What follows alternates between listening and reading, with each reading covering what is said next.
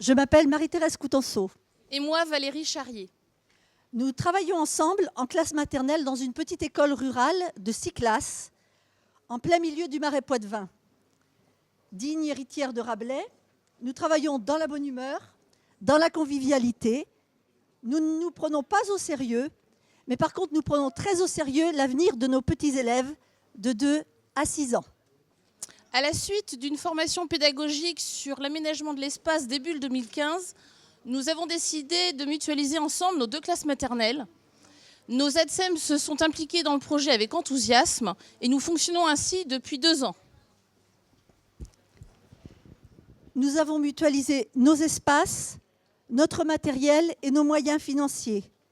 Nous fonctionnons dans 4 salles à tour de rôle sur une semaine, ce qui nous oblige à une confiance mutuelle entre enseignants, mais aussi avec nos ADSEM. Les enfants circulent librement dans les 4 salles et choisissent leurs activités. Nous préparons nos progressions et nos programmations ensemble, ainsi que l'organisation de l'emploi du temps. Nos objectifs sont définis par période, en lien avec les nouveaux programmes qui soulignent la place du jeu au cœur des apprentissages. Ici, la salle de motricité, qui est la salle où l'on pratique les activités sportives. La salle blanche est la salle de jeux libres, où l'on trouve les jeux d'imitation, les jeux de construction et la motricité fine.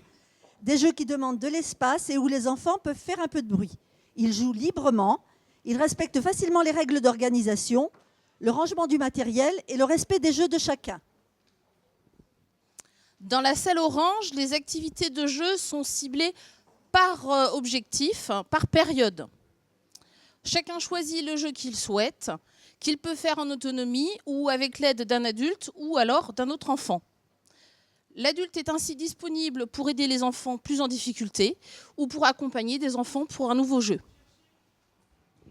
Dans la salle verte, les élèves sont en petits groupes de travail avec l'adulte sur des activités dirigées, de langage, de résolution de problèmes, de phonologie, de lecture, ce qui permet à l'adulte et aux enfants d'être pleinement concentrés, sans les inconvénients du bruit et les activités des autres enfants, dans une classe entière. Nous ne faisons pas de répartition par niveau. En début de journée, chacun choisit le lieu où il souhaite aller et peut changer de lieu en cours de matinée. Toutefois, nous demandons aux élèves de moyenne section et grande section d'inscrire leur choix sur un tableau et de respecter ce choix. Nous nous assurons que les élèves vont circuler dans toutes les salles sur toute la semaine. Dans toutes les salles, les enfants apprennent par le jeu. De cette manière, ils sont plus impliqués dans les activités proposées et ils ne vivent pas l'apprentissage comme une contrainte. Le plaisir de jouer développe la curiosité, la motivation et l'envie d'apprendre. C'est aussi un facteur de socialisation. Jouer et apprendre sont des moments privilégiés à l'entraide, entre les grands et les petits, entre enfants du même âge, pour des enfants qui ont plus de difficultés et pour des enfants aussi handicapés que nous accueillons dans nos classes. La souplesse du système permet à tous de trouver sa place. Le climat général est à la coopération, aussi bien entre enfants, qui peuvent mener des activités à plusieurs, par exemple construire des objets ou jouer aux mémories, mais aussi entre adultes, car nous organisons et préparons notre classe ensemble. Notre collaboration s'enrichit des idées de chacune, mais de nous deux, mais aussi de nos ADSEM. Nous sommes très complémentaires dans nos compétences. L'autonomie est un point fort de notre fonctionnement. Les élèves deviennent autonomes petit à petit en choisissant leur jeu, en organisant leur temps et en choisissant les lieux. Ils apprennent à être moins dépendants de l'adulte petit à petit et nous apprenons à lâcher prise et à ne pas tout contrôler. Notre fonctionnement favorise les plus petits qui automatiquement imitent les plus grands dans leur langage et dans différents jeux. Enfin, il incite les plus grands à améliorer leur langage pour mieux se faire comprendre et être plus clairs dans leur esprit pour être plus clairs dans leurs explications. La communication entre les enfants et avec les adultes est très riche. Elle permet de favoriser les compétences langagières importantes et également apaise les relations entre les enfants. Nous favorisons la communication non violente par le respect de chacun, l'expression des sentiments, l'écoute, la tolérance et un petit câlin calme souvent des attitudes agitées. Dans les différents types d'activités et les coins jeux, les enfants ont de nombreuses occasions de faire preuve d'imagination. Le coin déguisement transforme très vite un enfant en chevalier et le salon de coiffure ne désemplit pas. Un deuxième coin lecture a été aménagé dans la salle blanche où les enfants retrouvent leurs héros préférés et où ils peuvent se raconter des histoires. Nous avons aménagé dans la salle orange un coin le graphisme et peinture où les enfants peuvent pratiquer librement des activités artistiques ou encore avec des consignes plus précises. Par exemple, nous voyons un enfant sur la fresque où on leur met des outils qu'ils choisissent avec pour simple consigne de respecter la production des autres.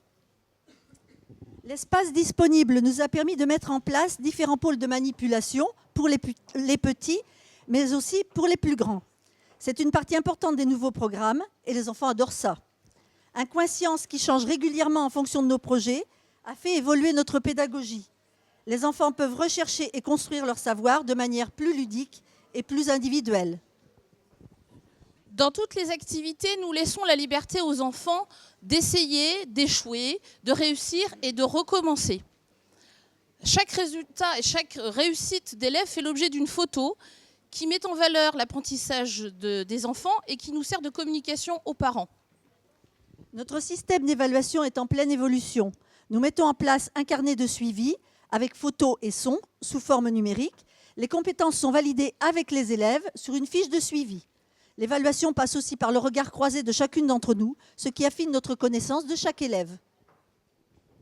Toutes les personnes venues en observation dans nos classes, les inspecteurs, conseillers pédagogiques, des collègues d'autres écoles et les parents d'élèves également, tous sont agréablement surpris par le calme de nos classes, avec la facilité avec laquelle les enfants, nous avons 50 à 60 enfants qui circulent sereinement dans les classes. Nous n'oublions pas que l'école maternelle prépare à l'entrée au CP. Dans l'avenir, nous aimerions ouvrir notre fonctionnement aux élèves de CP en accord avec notre collègue. En conclusion, chaque enfant est heureux de venir à l'école. Il est donc plus disponible pour apprendre. Chacun peut avancer à sa vitesse. Les relations avec les parents sont très bonnes et ils nous ont soutenus dans cette innovation. Merci de votre attention.